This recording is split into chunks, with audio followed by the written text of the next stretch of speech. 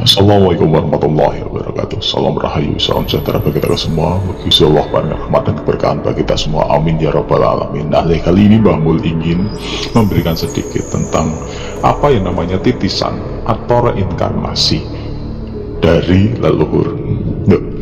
Bisa Mbah ya? Nah, apakah itu bisa?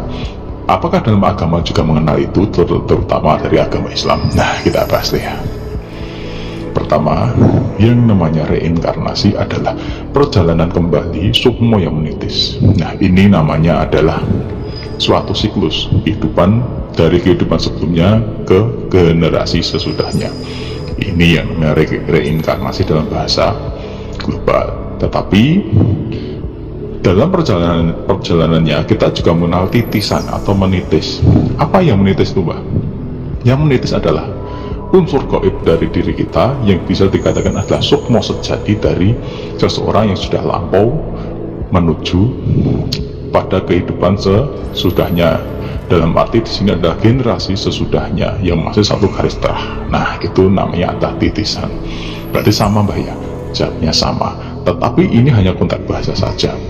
Tapi benarkah ini adalah perjalanan dari sukmo atau roh atau yang dikatakan sebagai unsur gaib dari keturunan itu sendiri? Nah, kita bahas lebih dalam ya.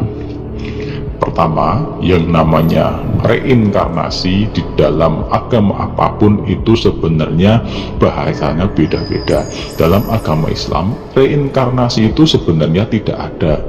Roh itu ketika meninggal, orang sudah mati ataupun pegat alam ataupun pegat dunia gitu. Pegat dunia dalam arti mati ya, meninggal, itu roh itu akan kembali kepada Gusti Allah selaku pemilik dari roh itu sendiri dan jasad dikuburkan. Nah, nanti yang tinggal di situ adalah kelengkapan gaibnya yang bisa dikatakan sebagai 2/4 kali mau pancar, khorin dan beberapa unsur-unsur yang pernah beliau tinggali. Nah, kalau orang dalam bahasa spiritual namanya residu atau mungkin cakra ya. Nah, ini nih.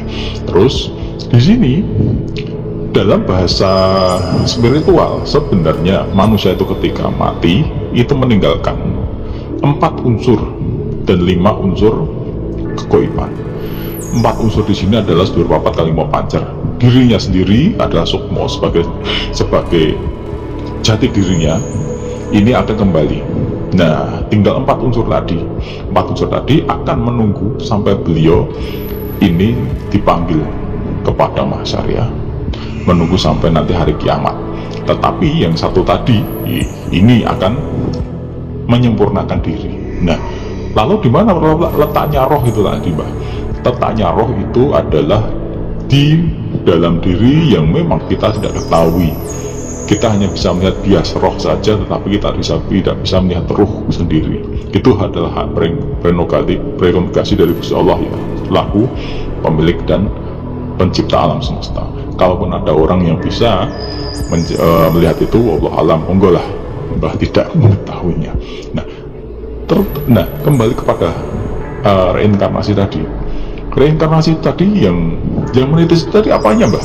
Nah, yang menitis itu tadi adalah sukmo sejati yang bisa dikatakan adalah pancer tadi. Roh kembali kepada Gusti Allah.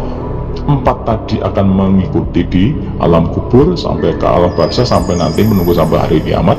Sukmo sejati tadi sebenarnya kan harusnya itu akan menyempurnakan diri, menyatu dengan alam, kembali kepada Gusti Allah, tetapi dalam perjalanannya bisa menyatu kepada seseorang yang nantinya yang masih satu garis terah ya. Kalau tidak garis terah tidak bisa, kecuali itu nanti jadinya ilmu. Nah, itu betul lagi. Ini adalah keturunan, biasanya seperti itu. Nah, reinkarnasi dengan penitisan itu seperti apa, Mbah? Nanti prosesnya seperti apa? Prosesnya sama saja ketika seseorang sudah meninggal dan biasanya itu selisih satu mbah ke putu. Mbah ini kalau putu yang sudah meninggal, jadi mbahnya sudah meninggal, biasanya lot siji ya, selang satu nanti akan bisa menitis. Menitis ini sendiri kan sebenarnya bukan rohnya, tetapi adalah sukmo sejati atau yang dikatakan adalah unsur gaib sejati dari si leluhurnya tadi. Kalaupun ada khorinnya yang ikut ataupun unsur lain yang ikut, itu bagaimana Mbak?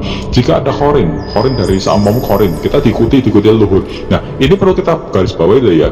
Ini nanti jika ada yang merasa diikuti, nanti posisinya di luar nih, bukan di dalam, bukan menjadi satu dengan diri, tetapi posisinya di luar dari lingkup pertama itu ya. Nah, nanti itu istilah sebagai penjangkung atau mungkin sebagai pengamping-ngamping atau mungkin sebagai pendamping. Makanya di situ ada istilah khodam atau mungkin pendamping, jin pendamping atau pendamping dari leluhur. Nah, itu nanti beda lagi, fungsinya sebagai unsur di luar. Tetapi kalau sukmo sejati ini yang menitis, karena sukmo sejati adalah unsur pribadi dari seseorang yang sudah meninggal, dan itu sifatnya adalah mutlak dan memang menjadi unsur yang tersendiri dari diri, dan itu nanti setelah meninggal akan melebur kembali kepada sang pemilik hidup, seperti hanya dengan roh. Kalau roh itu kan sebagai pemberi hidup ya, zat pemberi hidup, pengendali. Tapi sukmo sejati ini adalah unsur yang menjadi penggerak dari rogo, penggerak dari unsur dari fisik itu sendiri. Nah, sudah jelas kan yang namanya reinkarnasi sendiri. Makanya di dalam ajaran Tao, ajaran Konghucu, ajaran dari spiritual dari Tionghoa mengenal reinkarnasi. Dulu jenengan ini, sekarang jadi ini jadi ini. Sebenarnya bukan dalam pandangan Islam, dalam pandangan spiritual Islam, tasawuf itu bukan ruhnya, tetapi sukmo sejati. Nah, ilmu tentang ini sebenarnya tidak semua orang mengetahui. Orang bisa melihat jin, belum tentu bisa melihat sukmo sejati ini. Benarkah yang manjing dalam diri seseorang itu adalah keturunan atau tidak? Nah, ini makanya kita perlu hati-hati. Semoga kita diberikan perlindungan terus oleh Gusti Allah Subhanahu wa Ta'ala tentang apa yang ada di dalam diri kita, diberikan selalu petunjuk, diberikan selalu jalan agar kita mengenal apa dan siapa kita dan dari mana kita berasal, sampai nanti kita akan berpulang ya. Nah, itu penting kita awalnya dari mana, menuju kemana, jadi apa, harus bagaimana, terus nanti pulangnya kemana. Itu penting sekali.